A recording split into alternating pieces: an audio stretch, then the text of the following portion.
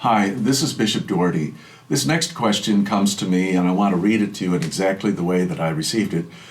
Please talk about the church structure on priestly vows. What promises are made to the bishop, and what do they mean? How does this differ for diocesan priests versus priests in a specific order?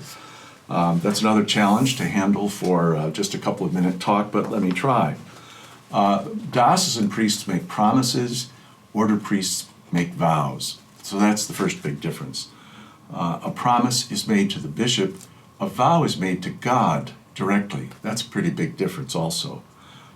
Within the diocese, the promises a priest makes to his bishop are obedience and respect, and with that goes mobility, that if the bishop wants to assign you in a certain place, you have to be pretty open to taking whatever assignment is reasonable.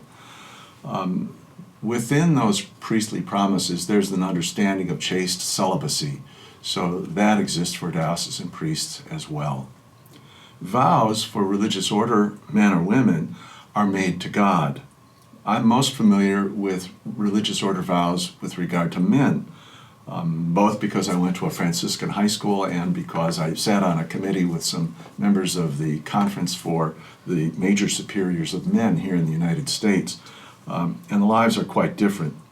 The vows that people in religious orders take are generally these three. They're called the evangelical counsels. They include poverty, where you don't own any private property on your own; chastity, you promise to live a chaste, celibate life; and obedience to your superior.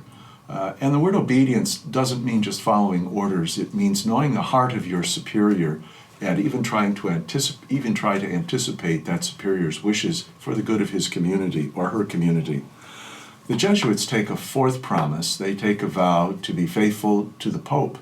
And there are different orders that will also have slightly different vows, but poverty, chastity, and obedience are pretty standard, and that is internationally. That would be for the United States and around the world. So I hope this answers some particular questions that people have. But the big difference between a vow and a promise is that the vow is made to God, the promise is made to the diocesan bishop. If you go to your Catechism of the Catholic Church, you'll find in the back those definitions of chastity and celibacy that may be helpful, and lots of other words as well. So I commend this to you. It's always a safe place to look something up. God bless you.